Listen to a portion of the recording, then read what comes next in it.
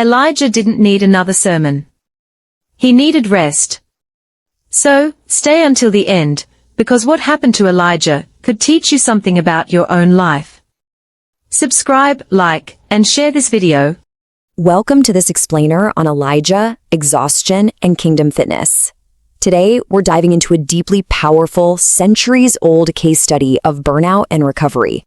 You know, we live in a world that constantly tells us to push harder, go faster, and literally never stop. Like, if you're not completely exhausted, you just don't care enough, right? Well, today, we're going to look at a story that completely flips that script. So, let's kick things off by confronting a massive myth in today's hustle culture. I want you to honestly ask yourself right now, is rest really the opposite of discipline? Think about it. We've been so conditioned to believe that taking a break means we're being lazy, or maybe that we're lacking dedication. We treat a good night's sleep like this luxury we have to earn, and we wear our exhaustion like a weird badge of honor. But as we're going to see from our source material today, constantly running on empty isn't a sign of superior discipline. Actually, it's pretty much a fast track to total burnout. To unpack this, we're going to look at the biblical story of Elijah from 1 Kings chapters 18 and 19. Elijah was an absolute spiritual giant. He had just experienced this incredible, miraculous victory on Mount Carmel. I mean, it was the absolute peak of his ministry. But right after this monumental triumph, he hits a massive wall. When you map out the timeline, it brilliantly illustrates a pattern that is so relevant to us today. The emotional whiplash here is just stunning. Day 1, huge peak of victory on Mount Carmel. Everything is going perfectly. But literally the very next day, Queen Jezebel issues a terrifying death threat, and Elijah totally panics and runs for his life. By day 3, he's out in the wilderness, experiencing crushing despair. And it eventually takes a grueling 40-day journey to Mount Horeb, just to find his footing again. It just goes to show that extreme, intense highs are almost always followed by severe crashes. Winning a big victory or hitting a milestone doesn't magically erase your biological need for recovery. If anything, it actually speeds it up. Because here's the thing. Even spiritual strength has human limits. We aren't machines. After hearing that death threat, Elijah fled in sheer terror and eventually collapsed under a broom tree. He was so deeply discouraged that he actually prayed he might die. The source text shows us he was just done. Zero left in the tank. And for us today, the crucial takeaway isn't to judge him for that. It's to recognize that absolutely no one is immune to overwhelm. You can be at the absolute top of your game, highly trained and deeply committed, and still reach a point where you are physically and emotionally spent. Now, this is where it gets really fascinating. Let's look at how God responds to this complete collapse. If Elijah lived in our modern hustle culture, the fix would be painfully predictable, right? Everyone would say, push harder, dig deep, power through it. But God's actual response, the divine prescription, is completely the opposite. God didn't demand more effort or shame him for being tired. Instead, he provided compassionate care, deep sleep, and food. The creator of the universe looked at this broken, exhausted guy and realized that before he needed a revelation, he just really needed a nap. Watch how this builds step by step. Step 1 is total exhaustion. Elijah is completely depleted. So does God give him a motivational pep talk? No. Step 2, he sends an angel who literally just lets him sleep. Let that sink in for a second. Then step 3 is nourishment. The angel wakes him up, gives him some freshly baked bread and water, and tells him to eat. In fact, the text tells us the angel let him go back to sleep, woke him up a second time, and fed him again, basically saying the journey was simply too much for him.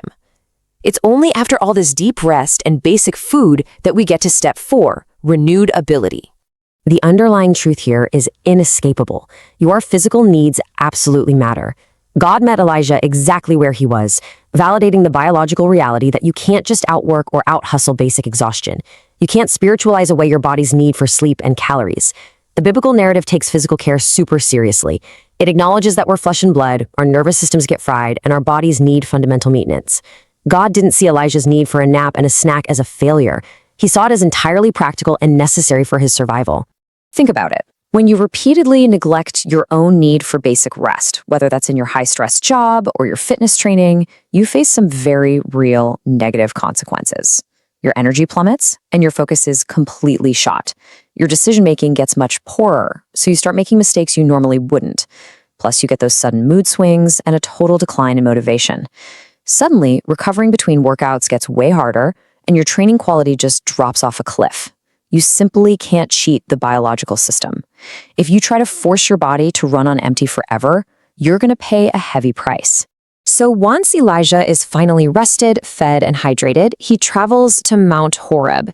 And God asks him this gentle, profound question. What are you doing here, Elijah?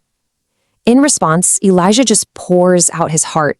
He vents all those messy feelings of being alone, afraid, and totally discouraged. And God doesn't dismiss him or tell him to toughen up. He just listens. This shows us that true recovery involves creating a safe space to just be heard.